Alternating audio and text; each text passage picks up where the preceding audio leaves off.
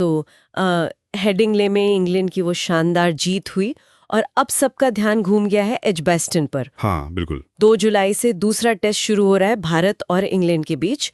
हमारे पास एक लेख है एजबेस्टन टेस्ट, पिच, टीम और रणनीति, उससे कुछ खास बातें पता चली हैं। अच्छा। आज हम उन्हीं पर थोड़ी गहराई से बात करेंगे, समझने की कोशिश करते हैं कि भाई इस मैच में क्या क्या अहम है, पिच कैसी रहेगी, दोनों टीमें क्या सोच रही होंगी। इंग्लैंड तो 1-0 से आगे है, तो भारत के लिए वापसी का ये एक बड़ा मौका है। बिल्कुल। और हेडिंग्ले में जिस तरह वो 371 चेस कर गए, इंग्लैंड का कॉन्फिडेंस तो मतलब आसमान पर होगा। हाँ वो तो है। पर एजबेस्टन की चुनौती थोड़ी अलग हो सकती है। जो जानकारी है उसके हिसाब से शुरुआती 2 दिन पिच पर घास रहेगी, हरी दिखेगी। ओ अच्छा। ड्यूक्स गेंद है तो हरकत तो करेगी, मतलब सीम मूवमेंट और उछाल दोनों की उम्मीद है। और अगर बादल भी रहे जैसा कि सुनने में आ रहा है, तो स्विंग गेंदबाजों को और मदद मिल सकती है। यानी कि पहले 2 दिन गेंदबाजों का बोलबाला रह सकता है। काफी हद तक, हाँ। तो फिर इंग्लैंड की जो बेसबॉल वाली रणनीति है उसका क्या होगा? क्या वो शुरू से ही अटैक करेंगे या फिर थोड़ा देखकर खेलेंगे? यही तो देखने वाली बात होगी। बेसबॉल का मतलब तो है ही अटैक करना, पर स्विंग और सीम के सामने थोड़ा तो इम्तिहान होगा उनका। सही कहा। हो सकता है पहला घंटा थोड़ा संभल कर खेलें, लेकिन जैसे ही पिच थोड़ी बैठेगी, मतलब तीसरे चौथे दिन, तब वो शायद अपने रंग में आ जाएं। और 5वें दिन? 5वें दिन तक पिच के टूटने की भी बात है। स्पिनर्स को मदद मिल सकती है, तो वो भी मैच पलट सकता है। मौसम का भी रोल रहेगा। पहले और आखिरी दिन बारिश के आसार हैं। इंग्लैंड की टीम में एक बड़ी खबर है, जोफ्रा आर्चर फिट हैं और स्क्वाड में वापस आ गए हैं। हाँ, ये बहुत बड़ी बात है उनके लिए। पर क्या वो सीधे प्लेइंग 11 में आ जाएंगे? क्रिस वोक्स का एजबेस्टन में रिकॉर्ड बहुत अच्छा है। सही। ये इंग्लैंड के लिए अच्छी सिरदर्दी है। आर्चर की स्पीड, उनका वो एक्स फैक्टर जबरदस्त है। लेकिन सुनने में यही आ रहा है कि मैनेजमेंट उनको धीरे धीरे वापस लाना चाहता है, एकदम से शायद ना खिलाएं। अच्छा। वोक्स का जो अनुभव है एजबेस्टन का, वो शायद उन्हें प्लेइंग 11 में जगह दिला दे। तो इंग्लैंड की रणनीति लगभग साफ लग रही है, शुरू में सीमर्स फिर बैटिंग। हाँ, कुछ ऐसे ही लग रहा है। सीम से दबाव बनाओ, पिच फ्लैट हो तो रन बनाओ। ठीक है, अब आते हैं भारत पर।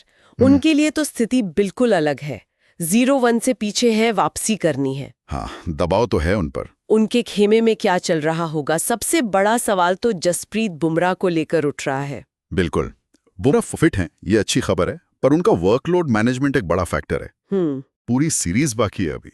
तो क्या टीम मैनेजमेंट उन्हें इस मैच में आराम देगा ताकि आगे के लिए फ्रेश रहें, या उनकी मौजूदगी इतनी जरूरी है कि खिलाना ही पड़ेगा? ये बड़ा फैसला है। और दूसरा बड़ा मुद्दा स्पिन का है। हाँ, स्पिन कॉम्बिनेशन। एजबेस्टन की पिच, खासकर 5वें दिन की संभावना को देखते हुए, क्या भारत 2 स्पिनर्स के साथ उतर सकता है? कुलदीप यादव का नाम काफी चल रहा है। हाँ, इसकी संभावना काफी ज्यादा लग रही है। कई पूर्व खिलाड़ी भी यही कह रहे हैं। बिल्कुल। लेख में भी जिक्र है कि मांजरेकर, कुक, अजरुद्दीन जैसे कई एक्सपर्ट्स कह रहे हैं कि कुलदीप को लाओ, वो अलग वैरायटी देंगे। दूसरा ऑप्शन है कि वॉशिंगटन सुंदर या फिर नीतीश कुमार रेड्डी जैसा कोई स्पिन ऑलराउंडर हो जो बैटिंग भी कर ले। हाँ, रेड्डी का नाम शार्दुल ठाकुर की जगह भी सुनने में आ रहा है। सही। इससे ये लगता है कि भारत सिर्फ पेस पर ही नहीं बल्कि बल्लेबाजी में भी थोड़ी और गहराई जाता है। स्पिन का विकल्प भी बढ़ेगा। अच्छा, अगर बल्लेबाजी की बात करें तो क्या मध्यक्रम में भी कुछ बदलाव दिख सकता है? करुण नायर की बात हो रही है। हाँ, ये अटकलें भी हैं। हेडिंग्ले में बैटिंग थोड़ी लड़खड़ाई थी, खासकर जरूरी मौकों पर।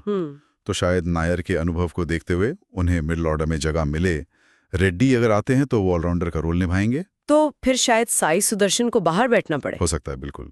जो संभावित टीम दिख रही है उसमें जायसवाल, राहुल, गिल कप्तान, पंत तो हैं ही, फिर शायद नायर, जडेजा, रेड्डी और कुलदीप। और तेज गेंदबाज? सिराज के साथ फिर प्रसिद्ध कृष्णा या आकाशदीप में से कोई एक। बुमराह पर फैसला होना बाकी है। तो मतलब भारत के लिए काफी चीजें तय होनी है। बुमराह का खेलना, स्पिन का कॉम्बिनेशन, बैटिंग ऑर्डर। हाँ, और ये सब एजबेस्टन की बदलती हुई कंडीशंस में तय करना होगा। ये टेस्ट तो सीरीज के लिहाज से बहुत ही अहम हो गया है। बिल्कुल। ये सीरीज की दिशा तय कर सकता है। इंग्लैंड अपनी लय बनाए रखना चाहेगा, पर असली खेल तो मैदान पर होगा। मैच के दौरान कौन सी टीम हालात को बेहतर समझकर फैसले लेती है, वो ज्यादा मायने रखेगा। तो क्या हम ये कह सकते हैं कि कागज पर बनी रणनीति से ज्यादा मैदान पर दबाव झेलने और मौके पर सही फैसला लेने की काबिलियत ही इस टेस्ट का नतीजा तय करेगी? हाँ, काफी हद तक यही लगता है। ये एक दिलचस्प पॉइंट है जिस पर मैच के दौरान सबकी नजर रहेगी।